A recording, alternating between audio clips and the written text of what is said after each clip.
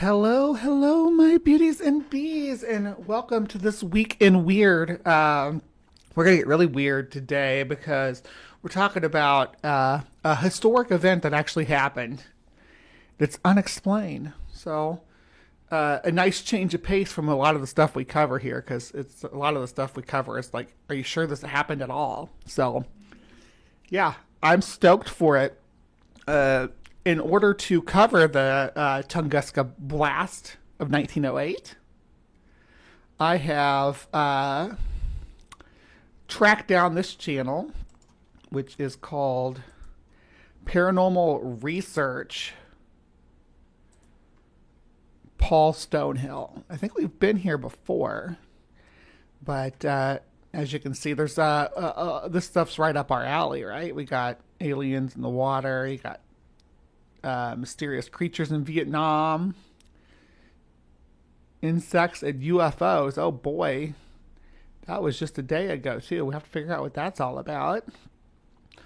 Got some Soviet hypnosis, krakens, abominable snowmen.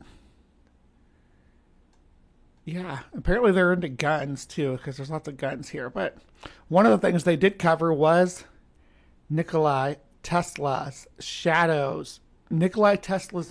over Siberia in 1908. So let's crack this nut from a real Russian, I believe. Hello, YouTube. It has been 115 years since the Tunguska event. This is what I call it. Some people call it the Tunguska meteorite, Tunguska bolide, and so forth. I have been discussing this global in its significance occurrence in my books, lectures, and videos. Today, I want to present interesting Russian information about Tesla's role in the event. Evgeny Arsyukhin from Komsomolskaya Pravda newspaper revealed fascinating details, and I want to... Actually, hold on. Let me just, before I get too far into this, I want to say thank you because it did arrive. My delicious coffee is here. This was the honeybee latte. It's got honey in it. It's so good. And I got it from a local place. I don't I don't sponsor this place, but maybe I should, because it's called the Hive Java Lounge here in El Paso. So fuel your day with a buzzworthy bite. I could totally be your spokesperson. My whole channel's bee themed. Thank you so much, Aunt Jer, for delivering on that delicious treat. Back to the show. To remind my audience that this newspaper is well connected in Russia, at the very top, so to say. And Vladimir Putin, who is a fan of the publication, for example, discussed aliens and UFOs there back in 2005. I have a video about it. And people who work for the newspaper, they're not stupid, especially in the science division. Politics aside, it's interesting to read new materials presented by them, and worthwhile. But on occasion, I do share their publications due to the important facts that they disclose. So here is Arsyukhin's information. On June 30, 1908, something happened in the sky over a remote area in the Podkamenная Tunguska River in eastern Siberia, which we still remember and talk about. The main hypothesis is this: a meteorite has invaded the atmosphere. Maybe a fragment of a comet, maybe it did not fall, because there is no crater, but pushed off from the atmosphere and flew into space. Maybe it was made of antimatter and annihilated completely, because no fragments of it were found. Or maybe it crumbled in flight and small craters were lost in the taiga. Taiga is the boreal forest. There is no doubt. Lost in the taiga? I mean, I guess. You think it would lead a path of destruction if it went tumbling off into the taiga, but I don't know. Meteorite hypothesis is perfectly supported by facts. Dozens of determined adherents who are not afraid of mosquitoes and off-road, have done everything to justify it. On the eve of his untimely death, the legendary astronomer Vitaly Rameyko, who had been to Tunguska dozens of times, told Arsukhin the following: "He is close to erasing the last white spots. He seems to have found the original crash site. He saw strange funnels." So, I guess before we get too far, let's do the map. I'm the map, I'm the map, I'm the map. All right, so we are in Russia, and we are looking at the Tunguska meteor impact site, which is in the middle of, like, literally in the middle of nowhere. Like, there's not a lot around here. Like, if I grab my guy, there's not even any place where he can stand. The closest places he can stand are way the hell over here. And now Russia's not exactly primed for Google Earth or anything, but they do have networks of roads and stuff in cities. But right here, it's hard to get more remote than this. Hard to get more middle of nowhere than what we're seeing right here. And you can't drop down here at all. But it's just vast wilderness. There's a few different places marked. There's Tunguska blast event. Then there's the meteorite Tunguski, and then Tunguska meteorite. So people have marked a few different places on here, but I'm okay with it being just generally this region. I'm okay with that. But let's get into Tesla's part on this.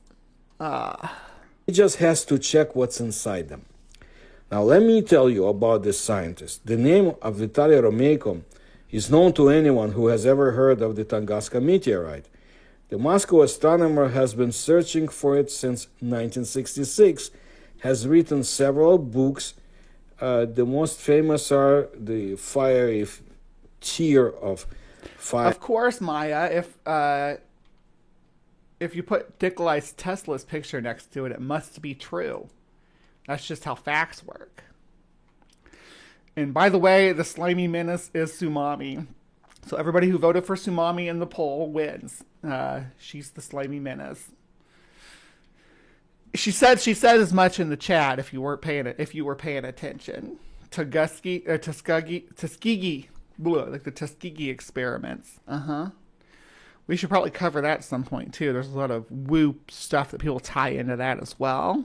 Tone and the Tunguska meteorite, myths and reality, and had worldwide fame as one of their main experts on this phenomenon. He was 75 years old, but he looked 20 years younger and was so active and easygoing that sometimes suspicion crept in. He had long found the Tunguska meteorite and annually comes to the taiga near Vanavara not to search for it, but to feed on its energy. In addition to the Krasnoyarsk forests, he adored the Crimean mountains and annually visited there with hikes. On May 7, 2021, the sad news came from there. Vitaly Rameyko is no more. Let's continue with the Arsukhin's information. Now, I've been told on occasion that I look 20 years younger. But I'm pretty sure the person was just trying to get in my pants. That's not Tesla, that's Rasputin. Maybe Tesla and Rasputin were the same person. He just wore a fake beard when he was Rasputin. Did anybody ever see Rasputin and Tesla in the same place at the same time? Huh? Information. Yeah. The man who knew these places as his native street, that is Rameyko, is no more. And the questions remained. Where is the substance anyway? Those granules that were found back in the 1980s, are they or do they have nothing to do with the Tunguska body? Where is the crater anyway? Why did the sky over Europe and the north of Russia glow not only after the fall, but also a few days before it? Why do eyewitness accounts differ? It is not surprising that scientists continue to search, and in true science, as always must be, alternative hypotheses are being born.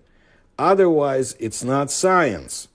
One such hypothesis states there was no meteorite and there was an electrical breakdown, short circuit, but just not between the wires, but between the Earth and the ionosphere, a charged layer at an altitude of over 100 kilometers. And it was unwittingly provoked by the experiments of the famous inventor Nikola Tesla. There it is. There it is. Obviously, Nikolai Tesla created the Tunguska blast with a death ray. Is there at least a grain of truth here? Let's figure it out. The story begins in 1899, a few years before the Tunguska event. Revered inventor Nikola Tesla begins to freak out, so to say. He intends to transmit energy wirelessly through the Earth. The Earth, he believes, will resonate like a drum, receiving and giving off gigantic streams of electric force. In any place, you just... If there's any confusion in the Hive here, I want to clarify that any supernatural or paranormal or super science stuff that took place within the confines of Tesla's lifetime, whether he was a baby or still old, was directly linked to him, right? Every single one of them. And then everything that's been invented or innovated since then is linked to him too. Like that's how the bro dudes like to sell it. That's how the Elon Musk simps like to spin the Tesla legacy. Tesla was a brilliant man, great inventor. We talked about Oppenheimer earlier. Tesla's right up there with Oppenheimer, probably a little bit above Oppenheimer. He was taken advantage of by contracts with Edison, and he did die in poverty. But it does not mean that everything he did was like next level magical. It's just not the way that reality works. Oh, sorry. Robert Madewell. Yes, Tesla was magic. Okay. Well, I stand corrected. The sins of Tesla. Stick a wire into the soil, hang the other one higher, and everything works. The scientist conducted his experiments in the town of Colorado Springs. He was there by accident. There was a power plant in town. There was equipment on it that Tesla had designed, and something was constantly breaking. So they told him, come, live here, fix it, and use this station as your own. We have few consumers. At night, so no one at all, I guess, would see him. A friend, Leonard Curtis, very conveniently provided money. That's how it turned out. The money was spent on equipment, and station worked only for Tesla at night. The inventor built a shed. Above it, a tall mast, which was crowned by a sphere. Locals said that the ball was surrounded by a blue glow. Sometimes the grass sparkled right under people's feet. Tesla was seen walking 30 kilometers from his shed and lighting light bulbs, just putting them to the ground. The truth cannot be distinguished from fiction. The villagers considered... Oh my goodness. So yeah, the Tesla death ray... The undying appeal of... Let's look at this real quick. Little article on it. But it was just, yeah, giant electrodes. I don't know if calling it a death ray is accurate. It's a lightning machine, basically. Yeah. Tesla, a strange professor, and spun tall tales. He himself claimed in an interview that he had made contact with Mars and kept the original laboratory journals secret. However, we know the day when Tesla was illuminated by foresight. We know this from his own diaries. July 3rd, 1899. Oh, it's going to show the same picture I found. So, yeah, this is the death ray. It's not... Perhaps it was a fateful day. Yes, I just made like random noises there, just to be clear. So there's no confusion. Oh, what'd you say, Bree? No, I was making noises. Those reindeer herders who were scattered along with their deer by the Tunguska explosion. Tesla said that he sees his future inventions immediately and physically. They just hang in the air in front of him, as if woven from some kind of fire. With the power of thought, Because Tesla was channeling innovation somehow. One man's death ray is another man's life ray. You could be right. he can revive a vision, make it move, can touch a virtual image, change something. These controlled hallucinations served the same purpose as computer models do now. So Arsuchin had no doubt that Tesla saw the machine that may have generated the Tunguska explosion at the same time, ready in its entirety. It was Did he, though? Did he? Did he?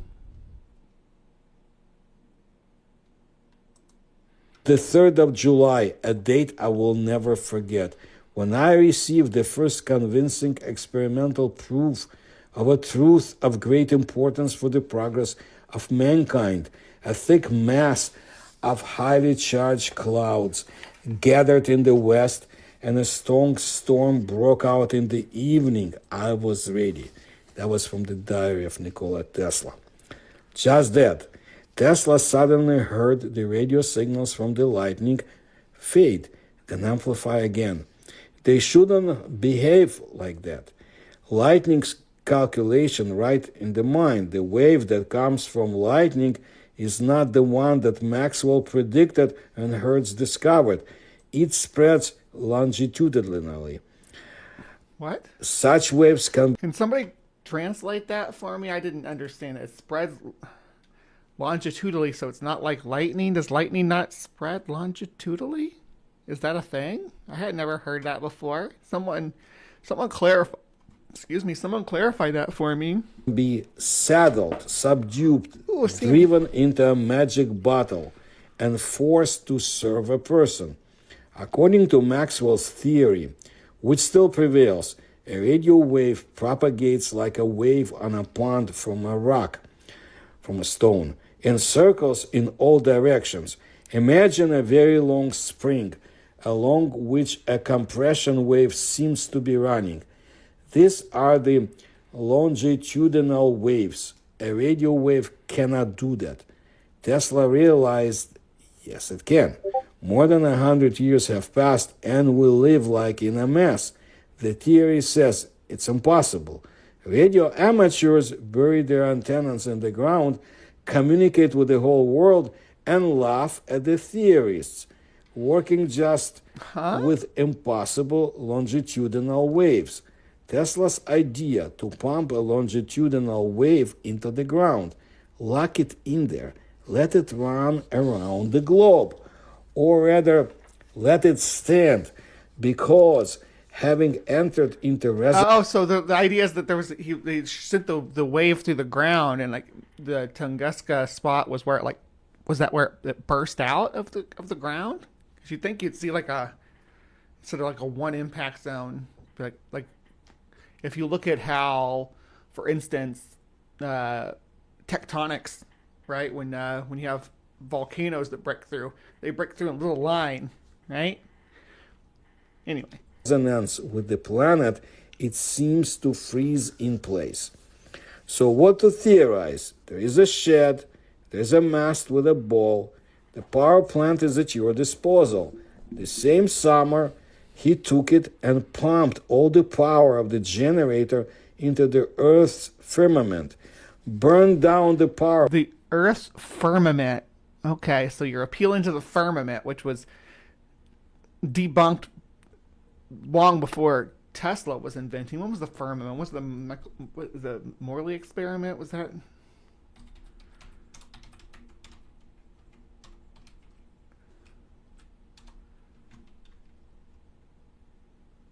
Yeah, it's like the aether. The Michelson-Morley experiment was conducted in 1887. So, in Tesla is more of a 20th century inventor. He was around in 19th century, but power plant left everyone without a light, without illumination. And Tesla, of course, was driven away in disgrace from Colorado Springs.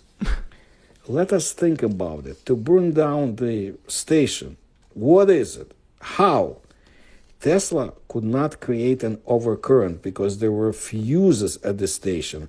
There's lots of ways to burn down a station, baby. You don't need to have superpowers or super science. You know, untended candle will work. Carelessly flicked cigarettes in Colorado. Colorado is very flammable most of the year. Already quite reliable at that time, says Vladimir Polyakov, candidate of technical sciences, legendary Russian radio engineer. Okay, thank you for clarifying that, Ember. I think in this case, firmament means the ground, a language issue. Yeah, because firmament means something else to the woo debunking community. Inventor and promoter of science to the people. So he overloaded the voltage. But where did he get hundreds of thousands of volts? I think he could only take it directly overhead in the ionosphere. Its potential relative to the Earth is 300. You already showed pictures of him harvesting high voltage electricity, right? You already demonstrated that. 80,000 volts. It turns out that he created, as it were, a channel, a conduit, between the Earth and the ionosphere, and all these thousands of volts hit down. The impulse burned down the power plant. The testimonies of eyewitnesses who watched a few days before the disaster how the sky answered the inventor have been preserved. The crackling and screeching repeated, and then there was a terrifying bang. A series of furious sounds were heard from the sky above the laboratory. There was a smell of sulfur, which seemed to have come out of hell itself. A strange blue light was shed. Flames were shooting out of the balloon at the top of the mast. The heavens were shaking from the terrible thunder that was heard 15 miles away. Vladimir Polyakov is one of those who believes that it was Tesla's experiments that provoked the events in eastern Siberia on June 30, 1908. On the other side of the planet, The Tunguska miracle would have happened earlier, but after the incident with the station from town, as we remember, Tesla had to flee, and in the vicinity of New York to start all over again. A construction site has begun to boil with energy near Long Island. According he was on Long Island doing this now. to the project architect Stanford White, workers were building a tower. More money was given by billionaire J. Morgan. Morgan needed a conduit, a connection across the Atlantic. The experiments of Marconi, the inventor of radio, according to the West, did not convince him. And indeed, as we know today, Marconi simply falsified his first demonstrations. But Tesla was not interested in all this. From the tower, he was going to transmit not dots and dashes, but energy. He took Morgan's money, but hid his plans from him.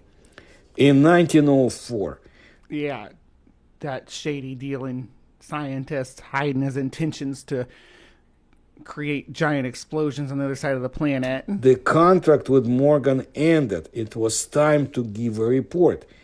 Tesla admitted that he spent the money on something else. There was a scandal, says Vladimir Polyakov. Financiers, innovators urgently called a meeting. We don't know the details, but Morgan himself and the Copper King Bernard Baruch were definitely there. It was reported to them, Tesla is almost ready to transfer energy. So here's what came from Baruch immediately. And where should I put my wires? And someone from the audience said, and where excuse me, should I put the electric meter? The project was hacked down. Tesla was thrown out from the high society. Look, just now they wanted to marry him to the daughter of billionaire John Astor IV, and now he can't even be published in the scientific press and appear at receptions. Tesla became depressed. I think Dr. Doofenshmirtz did it, says D. Yeah, that's possible. It wouldn't have been called it'd be called the Tunguskanator, wouldn't it? If Dr. Doofenshmirtz made it. Behold the Tunguskanator. Later, remembering these years, he admits he survived only thanks to the heaven in his family. Everybody was healthy and long-lived. Morgan did try to hire Tesla for the transatlantic transmission system, offered him $5.6 million in today's cash to do so. Yeah. Earned money by patents. Tesla understands that in order to rehabilitate himself. Hey, Cosmic Kyle's here. Yay. Hello, Kyle. He needs to thunder, so to say. Marconi is a national hero, a favorite of the press, caressed by financiers. Tesla urgently needed a demonstration that will overshadow the parvenu and put everything in its place. And it is very convenient that the tower is not being taken away yet. Longtime business partner George Westinghouse settled with Tesla's creditors, took the tower for himself, and has not yet driven the inventor out of there.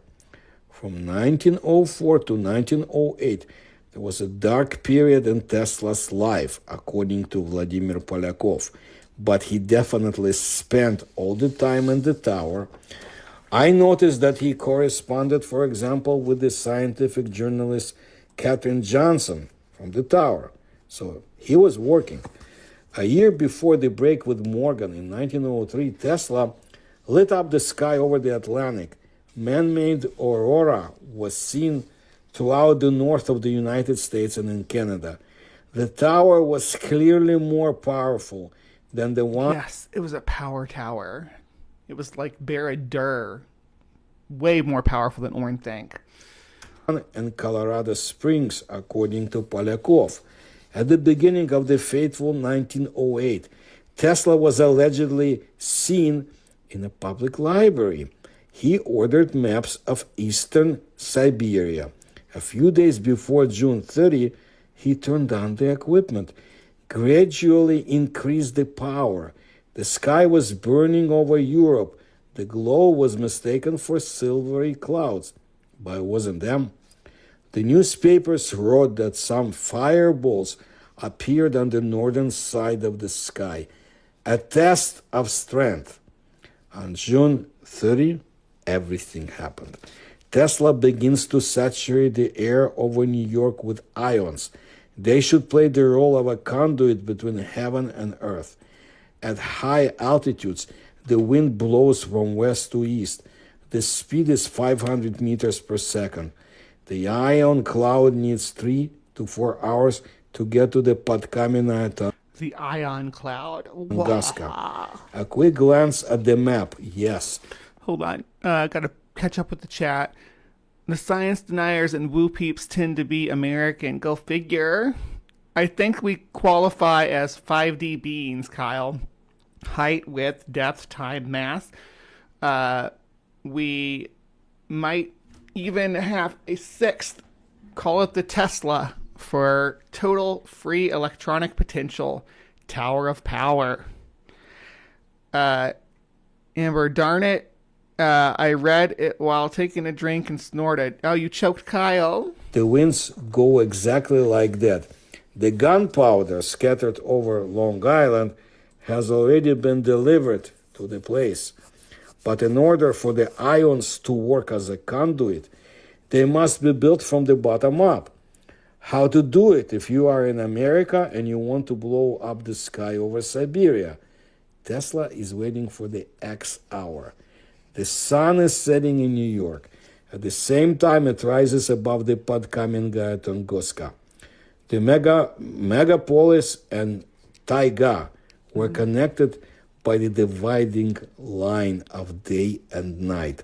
On this line, the ionosphere seems to create a step 30 kilometers high. Energy spreads along it. What is the ionosphere? I'm not disputing that the ionosphere is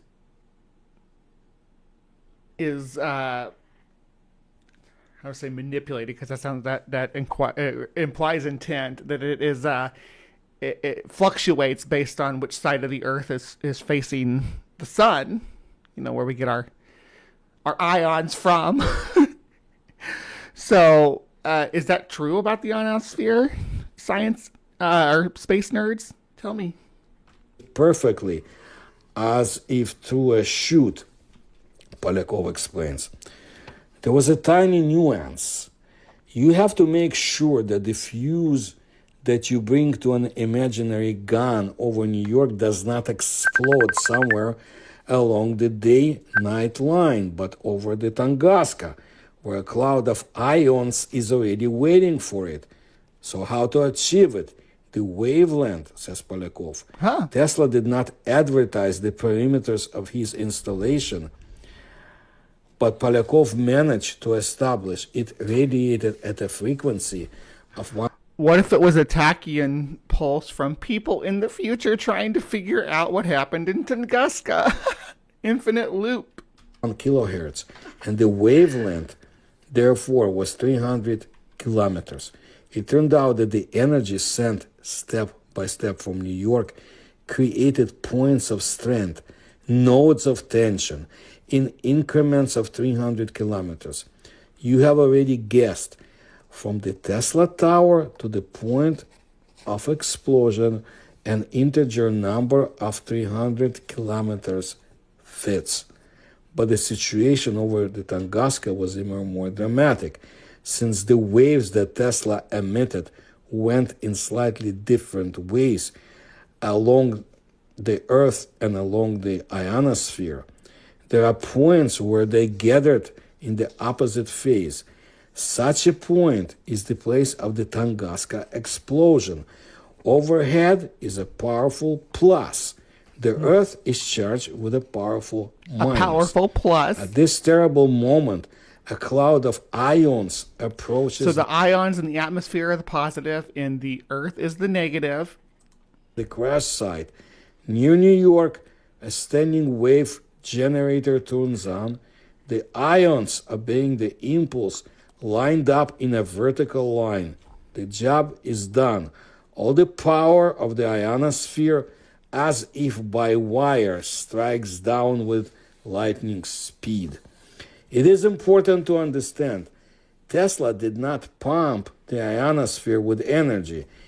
It's like SPC 2935, multiple identical timelines. SPCs are fun. RSCPs are fun. There is an ionosphere phenomenon called the gray line, which follows the Earth's terminator around as the switch from day to night causes shifts in the layer size if it can interfere with radio. Assuming it radio has waves. Been there before by nature. He did something worse. He discharged the entire potential, the entire ionosphere of the planet at one point. I calculated this is equivalent to the explosion of a rather big atomic bomb, says Polyakov, and should look like a fireball flying down, resembling a bolide, a large meteorite. But it's not meteorite, of course. It turns out that Tesla instantly destroyed the planetary electric balance. Fortunately, this did not have serious consequences, according. Tesla destroyed the Earth's electronic balance. You could have destroyed the whole world, Doofenshmirtz. To Polyakov, the ionosphere restores its charge in about half a day. Let's look at the strength and weaknesses of this hypothesis. The weakest side, Tesla did not take responsibility for the Tunguska explosion. There are not even You don't say. indirect hints in the diaries like, I did it. No one saw him reading the newspapers about the events in Siberia, leaning back in horror. However, here's a nuance. Even Russian newspapers reported about the explosion in the wilderness with a huge delay. And the first expedition came there after the Russian Revolution. Well, I mean, on a relative time scale, all SCPs could be considered new. For an old bitch like me, they're all new. It's all newfangled SCP, creepy pastas, and yeah, I have a. Sometimes I struggle as a boomer-brained millennial to parse actual people spreading false folklore and people just telling SCP and creepypasta stories. So the struggle is real for me. Paradox. Tesla at the moment could not have known what he had done, and later one of his interviews is quoted from article to article where Tesla says he created a superpower but humanity is not ready. That's why he hid everything. Another unpleasant nuance, and even two, there is an interview from 1899, and it's a fake. But we found at least two pieces of evidence. This is a 1915 interview and Tesla's speech on the occasion. Oh, they're going to try to link him saying that he discovered the secret energy source, but humanity wasn't ready to causing this event. I guess that makes sense. Of the presentation of the Edison Medal on May 18, 1917. In 1915, Tesla admitted it is absolutely possible to transmit electrical energy without wires and produce destructive actions at a distance. I have already built a wireless transmitter that made this possible, but inevitably it can be used to destroy property and life. This development is so advanced that huge destructive actions can be carried out anywhere in the world, determined in advance with high accuracy. At the medal ceremony, after painting how a goose bit him as a child, how he was tormented by hallucinations, and the heart that beat in his youth on the right side moved to the left with age, Tesla finally said, many years ago I was able to transmit wireless energy to any distance without any restrictions except those which are superimposed by the physical dimensions of the globe. Distance does not matter. The efficiency reaches 96 to 97%, and there are practically no losses. The efficiency? What? None of Tesla's experiments, about which it is known for sure, fits the description. The conclusion, Tesla really could have been referring to the Tunguska incident. The strongest side of the hypothesis is this, calculations. Everything points to the Pankamennaya Tunguska as a special point. There is no error in the calculations. Tesla could have done it. But I repeat, we do not know if he did. If it could be done, I'm not convinced that the mechanics of the process that you're talking about are actually feasible. Tesla did a lot of cool things, but sending giant explosive lightning balls through the earth and such is not, as far as I know, not something was within his repertoire. Of course, the Tesla hypothesis is not at all smooth sailing, but not everything is smooth in the astronomical hypothesis. The main thing is that although meteorites fall to the Earth every day, never has such a meteorite fallen to the Earth as the one in 1908. And scientists are forced to think. I'd say the Chicxulub impact was significantly more impactful, I guess would be a good word for it, than the Tuskegee or Tunguska blast. Either the Tunguska meteorites is Now, I said Chicxulub and Tunguska in the same sentence. That was hard on my tongue. I have a very stupid tongue. Itself was some kind of a special one, a loose comet nucleus, or its trajectory was special, very flat, up to a rebound from the dense layers of the atmosphere. Mathematical models of the phenomenon are ingenious but contradict each other. Strange events before and after the fall are carefully distributed on safe shelves, so to say. This is the aurora borealis, these are the silvery clouds, and this is just a newspaper fake story. And if you ask me, and I've been doing astronomy for 40 years, how I would prove that this was a meteorite, I would answer, no way. Everyone thinks it is a meteorite just because there is nothing else, according to Polyakov. A simple question. If the technologies of 1908 could arrange such a thing... But, I mean, we can, like, research the soil samples and things like that. They're pretty confident that this was actually a comet, what I understand about the blast.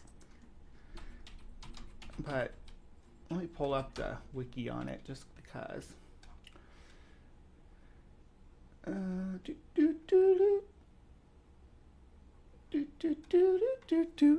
Yeah, this is almost done now. Got 3 minutes left. Why did no one repeat it?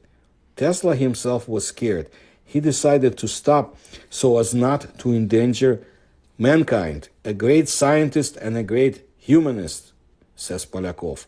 And Polyakov believes there are two reasons why the military did not seize on Tesla's method.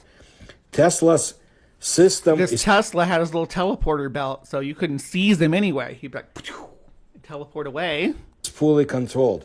To arrange an explosion at a given point, you need to guess a lot of parameters, both technical and natural. Tesla aimed at Siberia, where a mistake of 100 kilometers is not a mistake. And if you need to destroy, God forbid, the enemy's fortifications, I'm sure pointing out to more populated areas. Now, here's what I will tell you. This is the Russian information. And now, while he's here's finishing what this I up, I'm going to take those my who are meds. watching this video. About 3 years ago, I uploaded a video about the assassinations of two Russian scientists in the early 20th century, in the time of the Russian Empire. Please watch it, and the link you will find in the description to this video. It looks like we are dealing with a complicated mystery, and someone has more information, just not us, and something else, because the research into the Tunguska event, to me, it's like a legacy of my work, and I continue to do it. You need to understand, yes, there were earlier expeditions to the site. Somebody knew what happened there, but didn't make noise. You can find more if you look through my videos and read my books. This is very interesting. Okay. I'm not going to read your books. This is an event. Still, we don't know more important details about. I am certain. And I'll bring you more of my research. And if you can support my research, you can do so. You will find links to how to do it, to PayPal, to Patreon in the description to this video. Please tell others about my channel and my videos. Please I'm subscribe. doing that. I'm telling other people about your channel and video.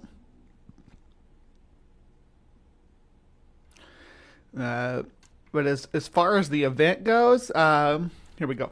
Chemical analysis of peat bogs from the area also revealed numerous anomalies considered consistent with an impact event.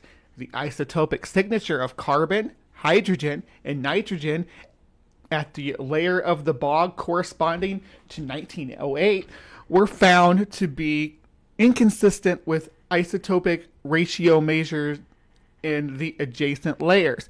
And this abnormality was not found in bogs outside of the area. The region of the bog showing these anomalous signatures also contains an unusually high proportion of iridium, similar to the iridium layers found in the Cretaceous Paleogene boundary, the KT impact event, Chicxulub.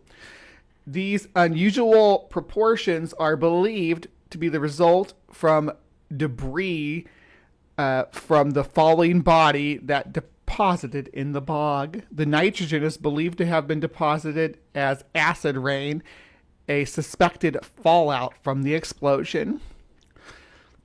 Other scientists disagree. Some papers report that hydrogen, carbon, and nitrogen isotope compositions with signatures similar to those of Ci and Cm carbonaceous chondrites were found in a Tunguska peat layer dating from the TE, that's Kolesnikov. I'm going to butcher that name, but I tried. And that the iridium anomalies were also observed.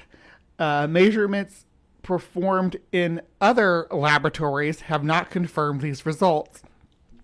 Researcher John Inevginov has suggested that a boulder found at the event site, known as John Stone, is a remnant of the meteorite, but oxygen isotopes analysis of the quartz suggests that it is of hydrothermal origins, probably related to Permian Triassic Siberian trap magnetism.